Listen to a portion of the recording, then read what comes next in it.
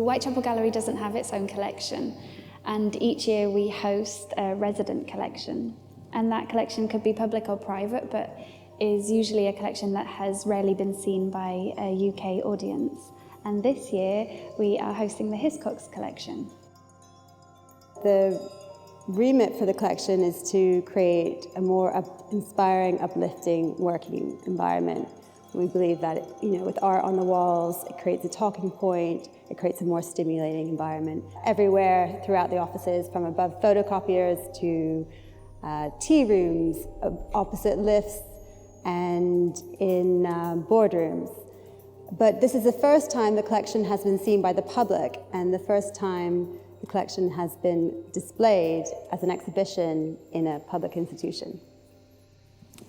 And we were really excited to host it. And one of the things we wanted to do was, because the collection is so diverse, it encompasses photography, painting, sculpture, ceramics. We wanted to invite one of the artists in the collection to curate the display and to really get inside those 1,000 works and make their own selection. So for this exhibition, we invited Gary Hume, who has a print series in the collection, which he didn't choose to exhibit here, to select from the collection. And from those 1,000 works, he selected 27, which we can see on display here. He sees making and viewing art as an escape from the everyday, from the kind of mundaneness of everyday life, and that's what he wanted to do with the collection. So he chose this work by Haim Steinbach, Accelerate Your Escape, as his jumping off point, and from it selected a body of works that for him reflect moments of escape, either into melancholy, into poetry, or into beauty. He looked through your database of works and just looked at the images alone, so he was responding purely visually or emotionally to the works. He wasn't looking at who an artist was, what a work was made out of, or even how big it was. And they're coming from a wide range of locations as well. This particular piece is from our London office. It's by Kathleen Ryan, an American artist, and it's called Bad Lemon Creep. When we receive a new work, I often make an announcement about it, informing people about where it is and who's it by, what's it about. And with this work, I received an unprecedented response. It was really amazing to see so much enthusiasm for it. People really loved it. This work by Willie Doherty, Gary has positioned exactly opposite the doors to the gallery, so it's really enacting that escape that he wants us to do. It's a work made in 1995, and it's called At the Border, Walking Towards Military Checkpoint. What Gary responded to was the beauty in the image, was the trees by the side of the road, the traces of wet tire marks on the road, and the light at the end of the tunnel.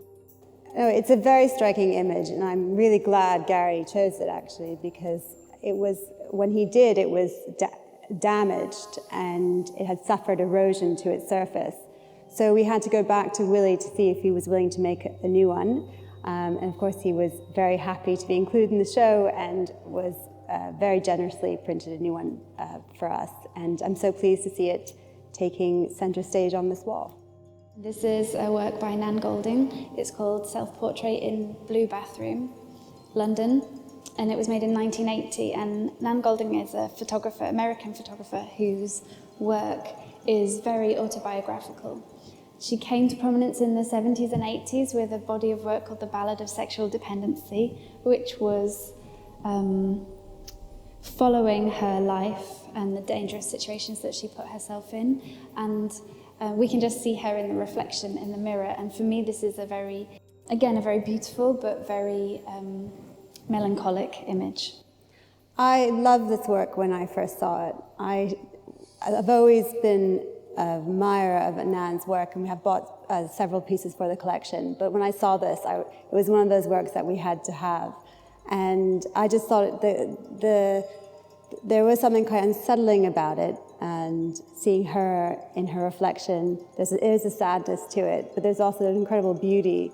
And I love the framing that goes on with the mirror and the rail around the tub, and also the light falling on her face. It just comes together for me.